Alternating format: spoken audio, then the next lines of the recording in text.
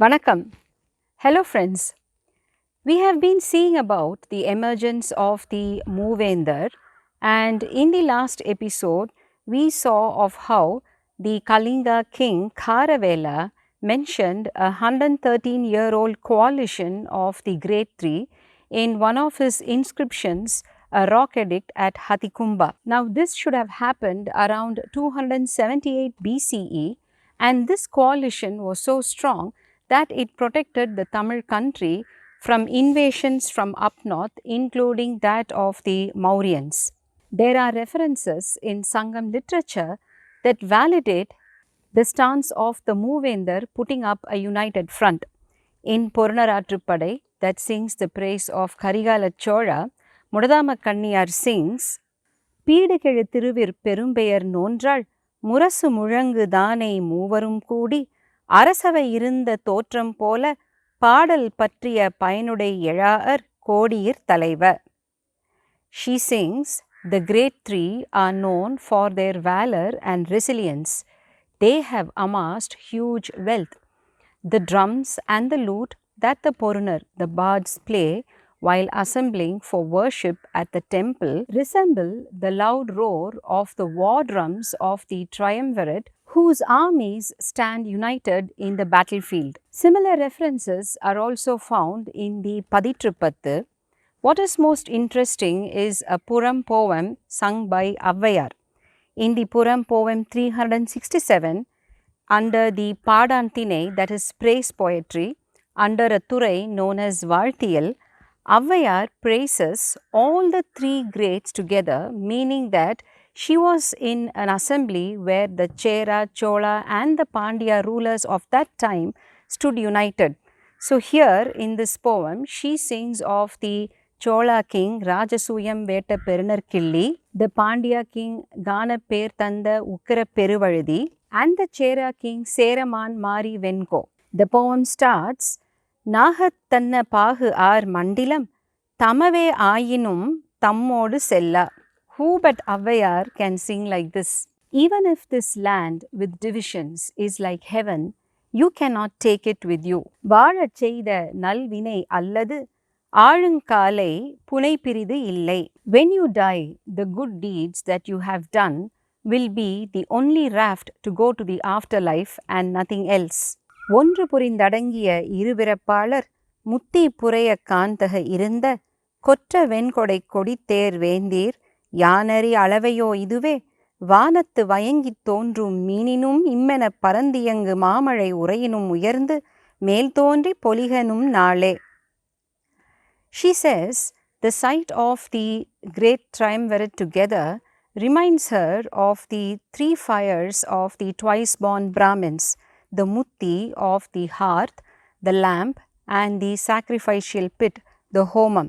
O kings who ride chariots with your own flags and the great white umbrellas, the Venkotra Kodai, may your living days be splendid. May they be more in number than the number of stars in the sky. May they be more in number than the raindrops that fall from the dark thundering clouds. So while these references validate the point that the great three should have formed a united front in a far off time, P.T. Srinivasa Iyengar notes in his book History of the Tamils from the earliest period to 600 AD of how in the Hatikumba inscriptions, Kharavela also mentions trade with the Pandya kingdom. The inscriptions show how the Pandya Raja sent elephants and horses, rubies, sapphires and pearls in huge ships to the Kalinga country. Obviously, these ships should have sailed from some ancient port city like Korkai along the coastline up to Kalinga. Another important pointer to the emergence of the Muvendhar around the time period of the 6th century BCE is given by the historian V. Kanahasabai Pillai in his groundbreaking work, The Tamizh 1800 years ago. He mentions the Sanskrit scholar Kathyayanar, who has wrote aphorisms called Vartikas to explain and supplement the famed sutras of the grammarian Panini. Now, Panini is believed to have lived around the 6th century BCE, while Katyayanar is known to have lived during the time of the Nandas in the middle of the 4th century BCE. Katyayanar in his Vartikas alludes to both the Pandyas and the Cheras, based on which Kanahasabai Pillai mentions, and I quote, "It is beyond doubt therefore that long before the 4th century BCE, the Pandya kingdom in the south of India had come into existence." Some of the earliest historians to have given a detailed account of ancient Tamil kingdoms are V. Kanahasabai Pillai, P.T. Srinivasa Iyengar, and K.N. Sivaraja Pillai. V. Kanahasabai Pillai was a historian and a Dravidiologist of Sri Lankan Tamil descent settled in Chennai.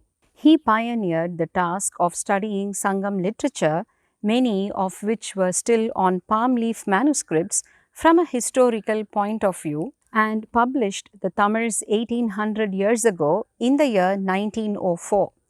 Though some of his inferences came in for criticism from historians who came later, including Neelakanta Sastri, Kanahasabai should nevertheless be lauded for the stupendous task that he undertook a good 2 decades even before the discovery of the Indus Valley civilization. And as the title indicates, the work reconstructs the ancient history of Tamilagam only from around the 1st century Common Era. Next in reference is P.T. Srinivasa Iyengar, and I have quoted extensively from his books The Stone Age in India, Pre-Aryan Tamil Culture, and the history of the Tamils from the earliest times to 600 AD in my previous episodes. He was a reader in history and archaeology with the University of Madras. In his book published in the year 1929, PTS gives a beautiful account of the evolution of the Tamil society in the backdrop of the fivefold landscape, the Aindinai. Well, but there are also chapters on the Ramayana and South India, and another chapter on the Bharata war, which begins, and I quote, "A probable political consequence of the pacification of South India by King Rama was, we may presume, the rise of the 3 great royal dynasties of the Cholas, the Cheras, and the Pandyas." He concludes that the 3 great monarchs should have been warring tribes during the period of King Rama and should have emerged as dynasties much later. He goes on to describe the rule of 3 Ravanas south of the Vindhyas, and he traces the lineage of the Pandya kings to Vedic and Puranic sources. Though his book is of great research value, then again one has to sieve through the information to separate the historic data from the overall narrative. On the other hand, Kanahasabai Pillai in his work shows how the stories linking the Pandyas with the Pandavas that find a place in Mahabharata are actually later interpolations. He gives an example of how Arjuna, one of the famed Panchapandavargal, is shown as having married Chitrangada, the daughter of King Malayatwaja Pandyan. Now, he says how this story does not find a mention in an old Devanagari manuscript in his possession. He then goes on to cross-verify with 7 copies of the manuscript that are with the Banaras Hindu University, and shows how the name Malayatwaja Pandyan does not occur in any of these manuscripts.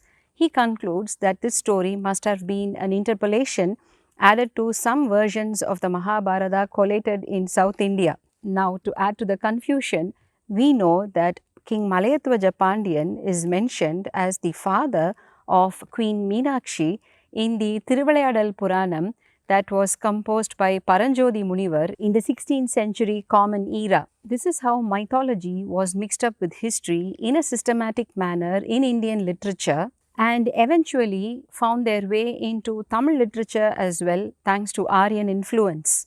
Both the works of Kanahasabai and PTS have to be viewed with a critical mind, well, going by the systematic efforts even today in the academic world to bring historic value to mythical stories in an attempt to establish antiquity.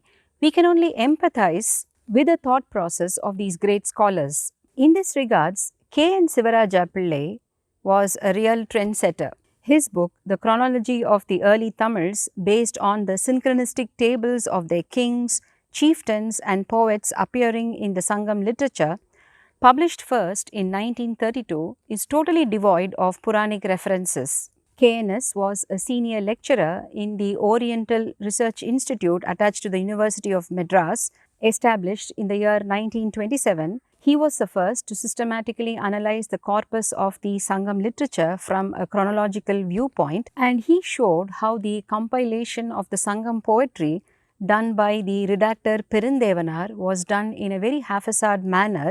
The traditional grouping of the corpus went by literary convention, for example, the Agam and Puram divisions, disregarding chronology altogether. In fact, he was the first scholar to question the very concept of a Sangam, a periodic confluence of scholars at the capital of the Pandya kingdom, Madurai, and I have detailed this in one of my much earlier episodes, the myth of the Sangam, and will leave the relevant link here. However, for want of a better term, the term Sangam has come to stay to refer to this ancient corpus of Tamil literature. KNS points out how Indian literature was totally disregarded by historians as they were tainted with a profuse and indiscriminate mixture of all sorts of mythical stories. But the Sangam literary works, especially the earlier strata such as the Puram poems, were an exemption, and he mentions how the virus of myth and marvels had not yet entered this corpus.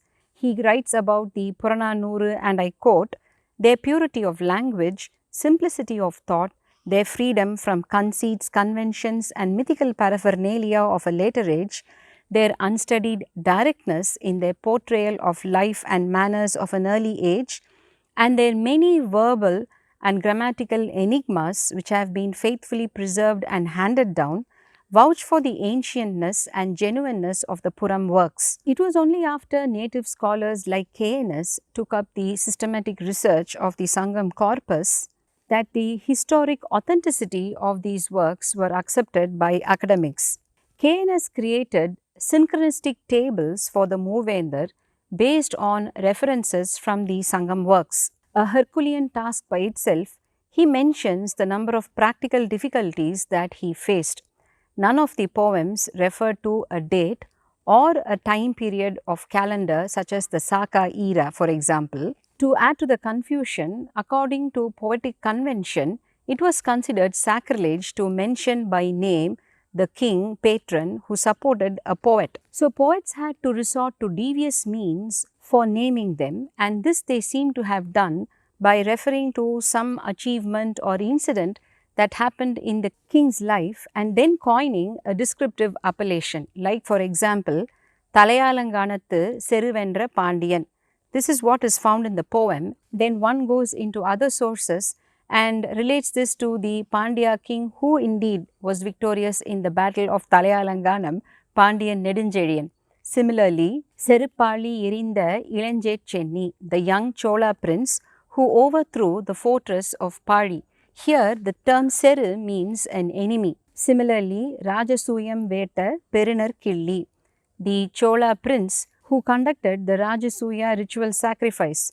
Now the terms Killi and Chenni were generic terms that were used to describe Chola kings. So these incidents were helpful in identifying the exact ruler whom the poet referred to. Many of the poets consciously avoided putting down their own names as well, maybe as a mark of humility.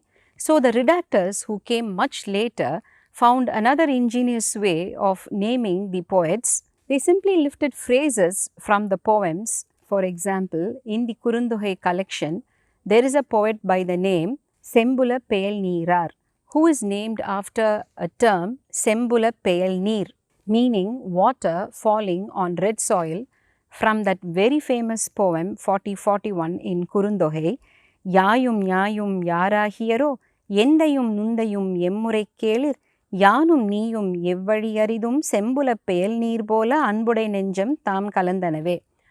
The lover tells his beloved, "Your family and my family may be unrelated, but now that we are united in love, our bond is akin to the water falling on red soil." Such is the simplicity and beauty of expression found in these ancient poems. KNS also points out how the redactors assigned certain poets to certain groups of works under some weird logic. He shows several anomalies in which the authors were assigned, like for example for Marudakali in Kalitogai. Going into the details of this is beyond our scope here. Where the poets had attested their original names, then certain pointers are taken. For example, few of the poets have sung praise poetry on both the Chola and the Pandya kings. So, if a poet who has sung on a Chola king also has sung on a Pandya king, it is obviously established that the two rulers are contemporaneous. Then there are link names where a father poet and a son poet sing on a father-son, provide a linear link name for two successive kings of one particular lineage. Keynes elaborates on the various glitches seen in the grouping of the Sangam poems, not only in terms of chronology but also the problem of interpolation in certain works. And he takes the four corpuses of Purananuru, Ahananuru, Nattinai and Kurundogai as the four main works from which he draws his synchronistic tables. And even in the Agam works, he points out how there are a few interpolations and mentions how one has to be extremely critical in analyzing and seeing through such tamperings. So, by painstakingly correlating several pointers, Keynes creates his synchronistic tables, and for this he takes the Chola line as a standard, against which he then creates the tables for the Pandyas and the Cheras. He gives a logical preamble to his construct. Though it is generally known that the Pandyas were the most ancient of the three, going by such epithets as Pandu, Pandayon, Parayon, it is even said that the term Pandya itself comes from Pandayon.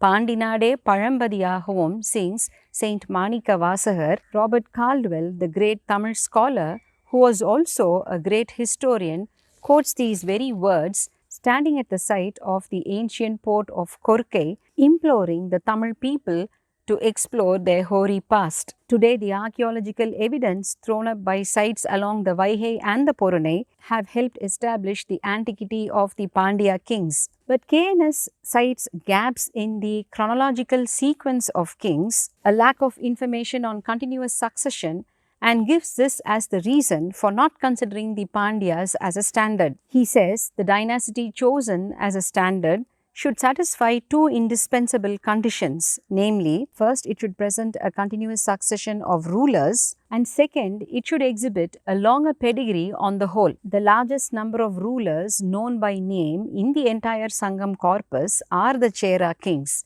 Of around 40 sovereigns whose names are found mentioned in the poems, more than 20 belong to the Chera dynasty.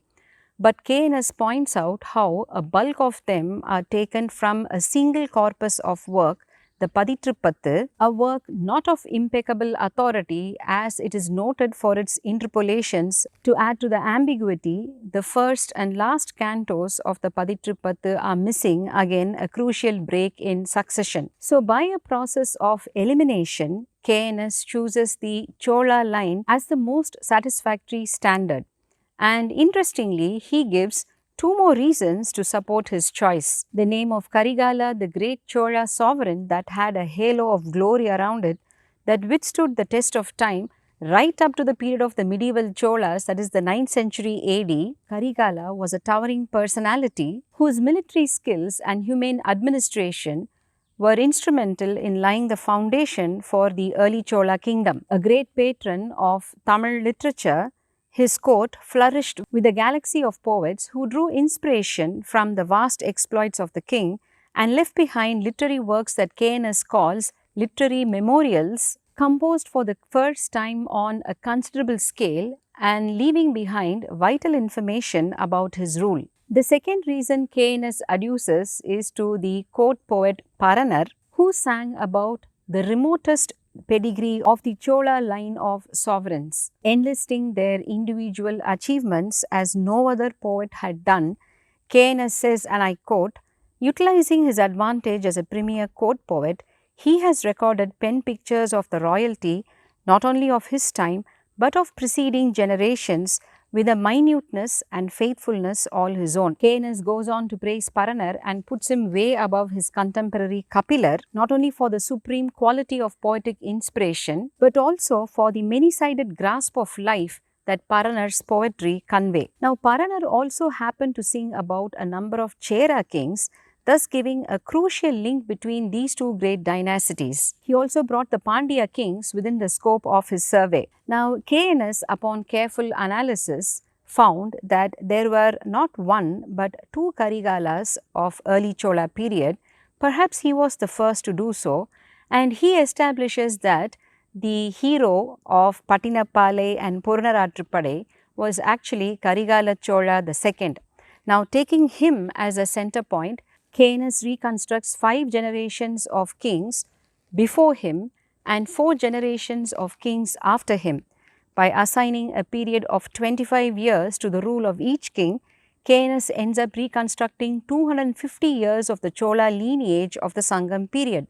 Having done this, he then goes on to create the synchronistic tables of the Cheras and the Pandyas against the Chola line. Now, we have seen how the rule of the Muvendhar should have emerged from around the 6th century BCE, and though there are pointers here and there, including even archaeological evidence, like for example from the excavations at Pattinam, the famous port of Musiri, where the archaeological evidence shows that there was active sea trade from as way back as 6th century BCE, there are no sources to correlate and establish a lineage of rulers, but there are later works in Tamil that create their own ambiguous genealogies, and even by some who consider themselves to be part of such royal lineages.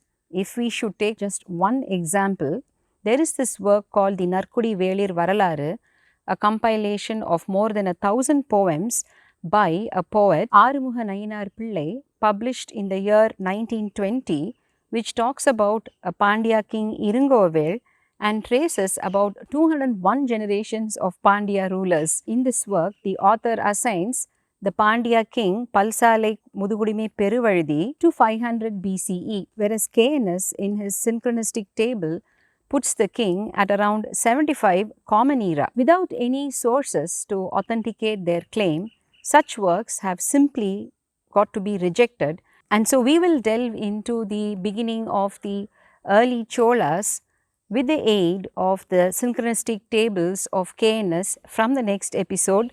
Vanakkam.